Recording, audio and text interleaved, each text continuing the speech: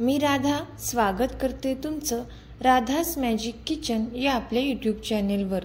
तर आज आपण पाहणार आहोत खुसखुशीत तिळाची करंजी कशी बनवायची।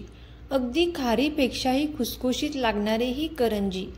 तर यासाठी पीठ कसे मळायचे यासाठी रेसिपी अगदी शेवटपर्यंत नक्की पहा। तुम्ही पाहू शकाल ते करंजी इतकी मस्त आणि खुसखुशीत अशी तयार झालेली आहे। जर तुम्ही या पद्धतीने करंजी कराल तर नक्कीच ही खुसखुशीत खारीप्रमाणेच तयार होईल। चला तर मग आजच्या रेसिपीला आपण सुरुवात करूया। तर सर्वात अगोदर इथे आपल्याला एका पॅनमध्ये 1 वाटी तीळ घ्यायचे आहेत। आता हे तीळ आपल्याला मंद आचेवरती चांगले भाजून घ्यायचे आहेत। आता एक 5 ते 7 मिनिटांनंतर इथे आपले हे तीळ चांगले भाजून झालेले आहेत। खमंग असा वास आला की गॅस आपल्याला बंद करून घ्यायचा आहे। आता आपण हे भाजलेले तीळ एका प्लेटमध्ये काढून घेतलेले आहेत। हे तीळ आपण आता थंड होण्यासाठी ठेवून देऊयात। यानंतर याच पॅनमध्ये आपल्याला एक अर्धी वाटी शेंगदाणे घालायचे आहेत। आता हे शेंगदाणे सुद्धा आपल्याला छान असे मंद आचेवरती भाजून घ्यायचे आहेत। तोपर्यंत जर तुम्ही आपल्या चॅनेलवरती नवीन आला असाल तर नक्कीच आपल्या चॅनेलला सबस्क्राईब करा आणि सबस्क्राईबच्या पुढचे बेल आयकॉनचे बटन दाबा, जेणेकरून इथून पुढच्या छान छान रेसिपीज सर्वात अगोदर तुम्हाला पाहायला भेटतील। आता इथे हे शेंगदाणे सुद्धा छान असे भाजून झालेले आहेत। हे सुद्धा आपण एका प्लेटमध्ये काढून घेणार आहोत। आता यानंतर याच पॅनमध्ये आपल्याला एक अर्धी वाटी बारीक केलेले सुके खोबरे घालायचे आहे। आता हे सुके खोबरे सुद्धा आपल्याला मंद आचेवरती चांगले भाजून घ्यायचे आहेत। एक 3 ते 4 मिनिटांनंतर पाहू शकता तुम्ही हे खोबरे छान असे भाजून झालेले आहे। आता आपण हे भाजून घेतलेले खोबरे सुद्धा एका प्लेटमध्ये काढून घेणार आहोत।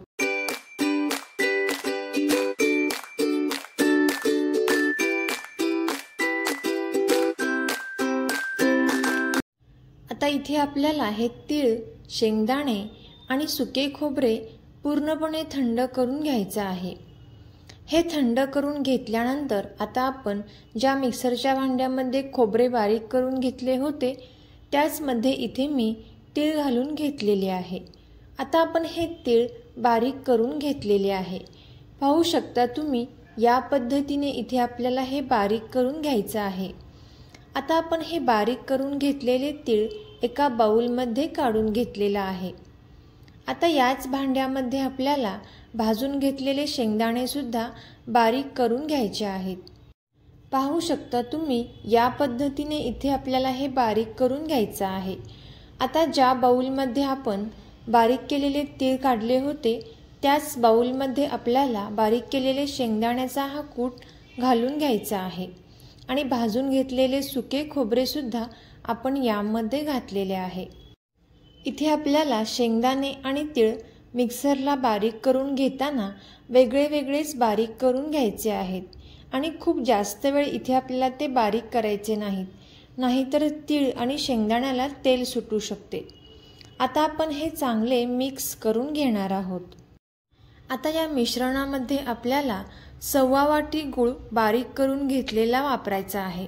गूळ इथे आपल्याला मऊ आणि काळा सेंद्रिय गूळ वापरायचा आहे, जेणेकरून करंजी आहे ती चवीला अतिशय अप्रतिम आणि छान लागते। आता आपण हा बारीक करून घेतलेला जो गूळ आहे तो या मिश्रणामध्ये पूर्णपणे एकसारखा चांगला मिक्स करून घेणार आहोत। इथे आपल्याला हे हातानेच या पद्धतीने मिक्स करून घ्यायचं आहे। पाहू शकता तुम्ही इथे आपले हे मस्त असे सारण तयार झालेले आहे। आता यामध्ये आपल्याला 1 चमचा वेलची पावडर घालायची आहे आणि पुन्हा एकदा आपण हे चांगले मिक्स करून घेऊयात। आता इथे आपले हे करंजीचे सारण तयार झालेले आहे। आपण हे एका साईडला ठेवून देणार आहोत। यानंतर इथे आपण आता करंजीचे पीठ मळायला घेणार आहोत।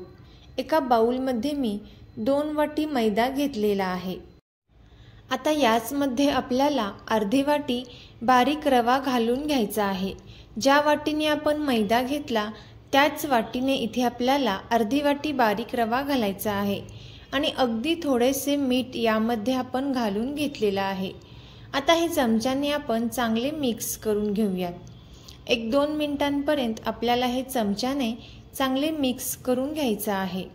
आता ज्या वाटीने आपण बारीक रवा घेतला होता त्याच वाटीने अर्धी वाटी आपल्याला तेल कडकडीत गरम करून घ्यायचं आहे आणि हे तेल आपल्याला यावरती घालून घ्यायचं आहे। आता इथे आपण हे चमच्याने चांगले मिक्स करून घेऊयात। आता हे पीठ थोडेसे थंड झाल्यानंतर इथे आपण हाताने हे पीठ चांगले मिक्स करून घेणार आहोत, जेणेकरून पिठाचे जे मोहन आहे ते पिठाला चांगले लागले जाईल।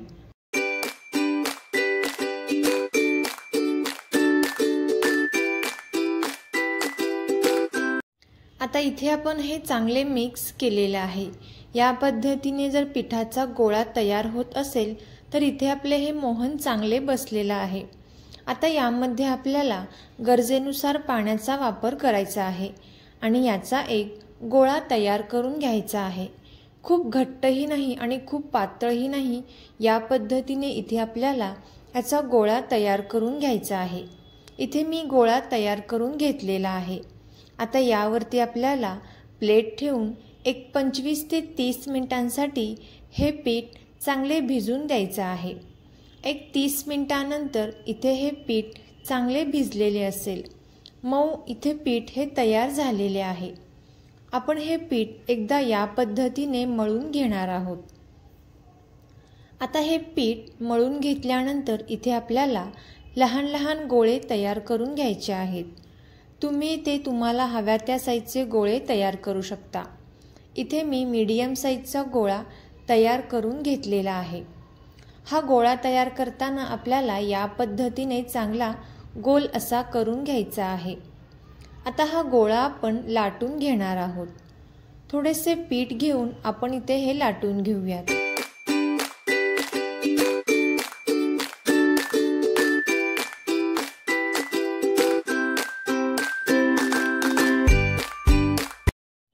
आता इथे आपल्याला करंजीची ही पारी लाटून घेताना पातळ अशी लाटून घ्यायची आहे आणि जर करंजीची पारी जाड झाली तर करंजी ही नंतर नरम आणि मऊ पडू शकते।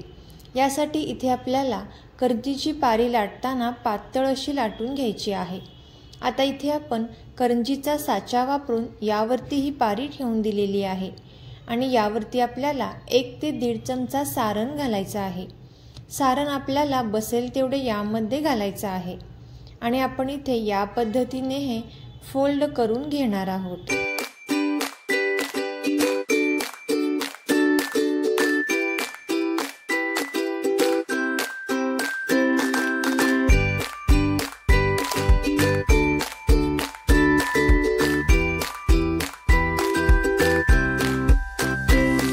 पाहू शकता तुम्ही इथे आपली ही मस्त अशी करंजी तयार झालेली आहे। आता आपण याच पद्धतीने बाकीच्या सुद्धा सर्व करंज्या तयार करून घेतलेल्या आहेत। आता इथे तेल छान गरम झाल्यानंतर यामध्ये आपल्याला या करंज्या छान अशा तळून घ्यायच्या आहेत। सुरुवातीला इथे आपल्याला गॅसचा फ्लेम हा फुल ठेवायचा आहे आणि एक 2 ते 3 मिनिटांनंतर गॅसचा फ्लेम आपल्याला मीडियम करायचा आहे आणि मंद आचेवरती आपल्याला या करंज्या छान अशा तळून घ्यायच्या आहेत, जेणेकरून करंज्यांना जो कलर आहे तो अतिशय छान असा येतो।